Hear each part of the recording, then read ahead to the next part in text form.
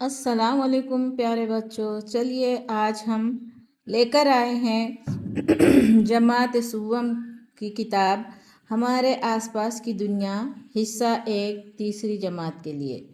تو چلیے آج ہم اس کا پہلا سبق پڑھتے ہیں اور آپ کو پڑھاتے ہیں۔ پیارے بچوں، اس کا سبق بہت ہی لمبا ہے، یعنی کہ یہ 15 صفحات پر مشتمل آپ کا ایک سبق ہے۔ 15 صفحات پر مشتمل آپ کا پہلا سبق ہے۔ تو چلیے آپ کا پہلا سبق ہم آپ کو پڑھاتے ہیں۔ آپ کے پہلے سبق کا نام ہے قدرت کا خزانہ، ہوا، پانی اور مٹی۔ دیکھیے پیارے بچوں، ہوا، پانی اور مٹی یہ قدرت کا خزانہ ہے۔ دیکھیے جو انسان نے بنایا ہوتا ہے وہ انسانی خزانہ کہیں گے، اور یہ اللہ تعالیٰ نے بنایا ہوا ہے۔ ہوا کو کس نے بنایا؟ اللہ تعالیٰ نے۔ پانی کو کس نے بنایا ہے؟ اللہ تعالیٰ نے۔ اور مٹی کو کس نے بنایا ہے؟ اللہ تعالیٰ نے۔ اسی طریقے سے درخت، پہاڑ، آسمان، زمین اور ساری جاندار چیزیں یہ اللہ تعالیٰ نے بنائی ہوئی ہیں۔ تو اللہ تعالیٰ کی بنائی ہوئی چیزوں کو ہم قدرتی چیزیں کہتے ہیں۔ تو آج ہم قدرت کے خزانے میں سے صرف ہوا، پانی اور مٹی کے بارے میں پڑھیں گے۔ تو چلیے پڑھیے، آپ بھی انگلی رکھیے اور پڑھنا سیکھیے۔ آؤ مشاہدہ کریں۔ یہ ہے پون چکھی، یہ ہے تالاب اور یہ ہے کھیت۔ پہچانو تو بھلا پون چکھی کی پتیاں کس وجہ سے گھومتی ہیں؟ پون چکھی کی پتیاں ہوا کی وجہ سے گھومتی ہیں۔ ہمیں پانی کہاں سے ملتا ہے؟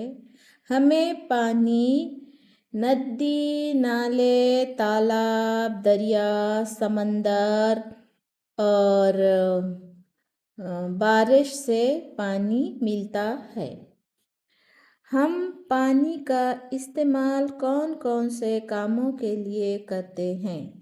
صاف صفائی کے لیے، نہانے کے لیے، دھونے کے لیے اور جانداروں کو پانی پینے کے لیے، اور نباتات کو بھی پانی کی ضرورت ہوتی ہے۔ اس طرح ہمارے پانی استعمال میں آتا ہے۔ تصویر میں مٹی کون سے رنگ کی ہے؟ تصویر میں مٹی لال رنگ کی نظر آ رہی ہے۔ کالے رنگ کی مٹی ہوتی ہے کھیتوں میں۔ یہ شام کا وقت ہے، اس لیے سورج کی روشنی اس پر لال لال پڑ رہی ہے، تو تصویر میں مٹی کا رنگ کالا ہے۔ نباتات کی نشو و نما کے لیے مٹی ضروری کیوں ہوتی ہے؟ کیونکہ نباتات زمین میں ہی اگتے ہیں، اس لیے نباتات کی نشو و نما کے لیے مٹی ضروری ہے۔ اوپر کی تصویر میں پون چکھی دکھائی دے رہی ہے۔ پون چکھی کی پتیاں ہوا کی وجہ سے گھومتی ہیں، اس سے توانائی پیدا کر سکتے ہیں۔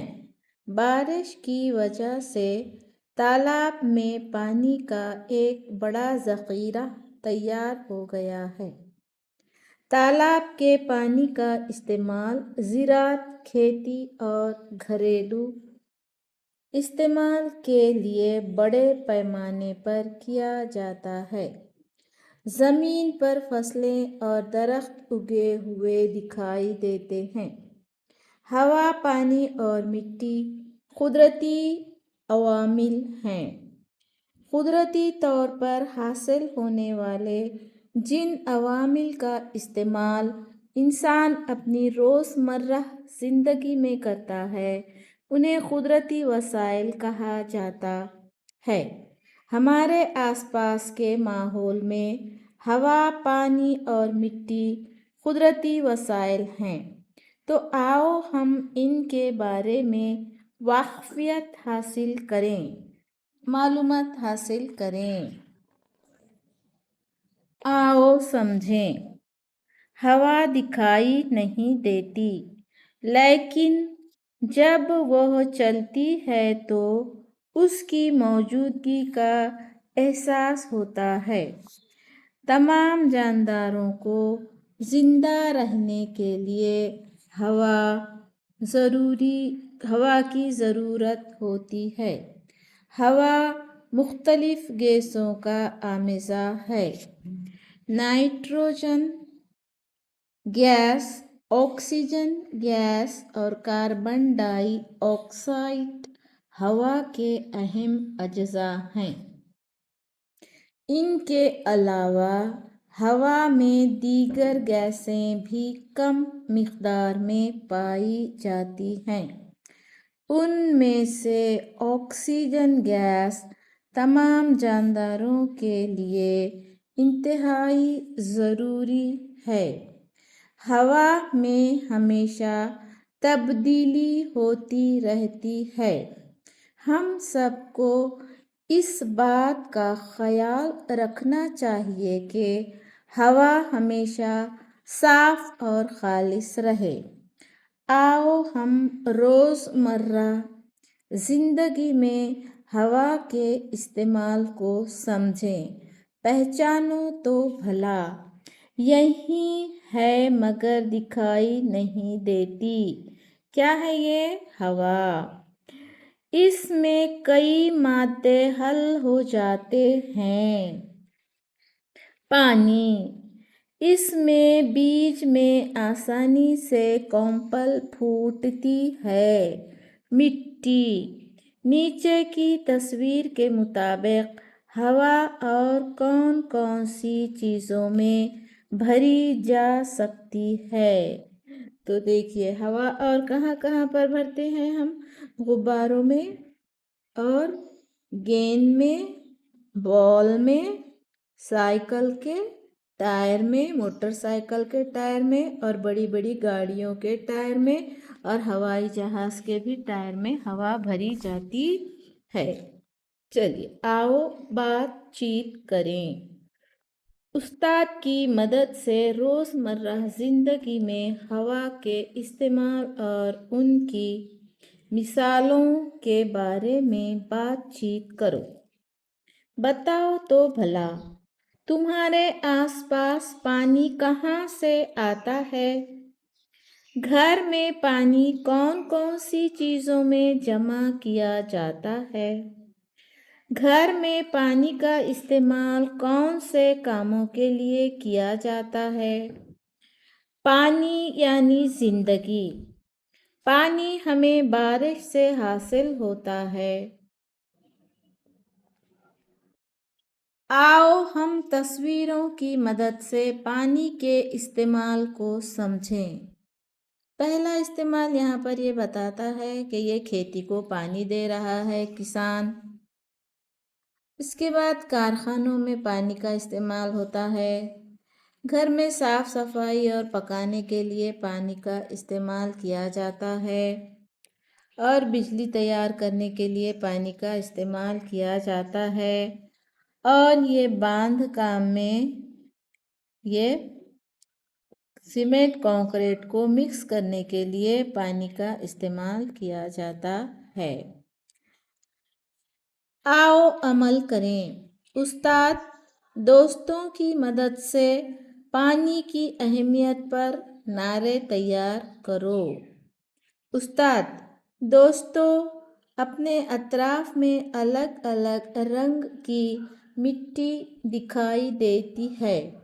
हम मिट्टी से कई चीज़ें बनाते हैं, तो आओ हम मिट्टी के बारे में मालूमात हासिल करें। मिट्टी में भी फ़र्क होता है। तालिब इल्म ऐसे कैसे? मिट्टी तो एक ही है। उस्ताद नहीं बच्चों, किसान जिस मिट्टी में बीज बोता है वह ज़रई मिट्टी है। बर्तन छोटे बड़े मटके, ईंट वगैरह बनाने के लिए जिसका इस्तेमाल करते हैं वह चिकनी मिट्टी है। तालिबे इल्म और भी कोई फ़र्क है? उस्ताद, ज़मीन पर पाई जाने वाली रेत, चट्टानी पत्थर के टुकड़े, धूल के ज़र्रात, कूड़ा करकट वगैरह से मिलकर बनने वाले मादे को मिट्टी कहते हैं। तालिबे इल्म, समझ में आ गया सर। उस्ताद,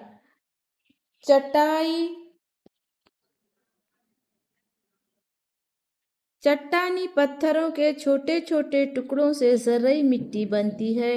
ये टुकड़े ज़रात में तब्दील हो जाते हैं और इसमें नबातात और जानवरों के बाक़ियात शामिल हो जाते हैं। इस तरह पत्थरों से तैयार होने वाले और बारीक हयाती मादों के शामिल होने से तैयार होने वाले आमेज़े को ज़रई मिट्टी कहते हैं। तो बच्चों, ये हम 30 से सफ़ा नंबर 3 तक आए हैं। चलिए अगले वीडियो में हम पढ़ते हैं सफ़ा नंबर 4 से। मिलते हैं अगले वीडियो में। अल्लाह हाफिज़।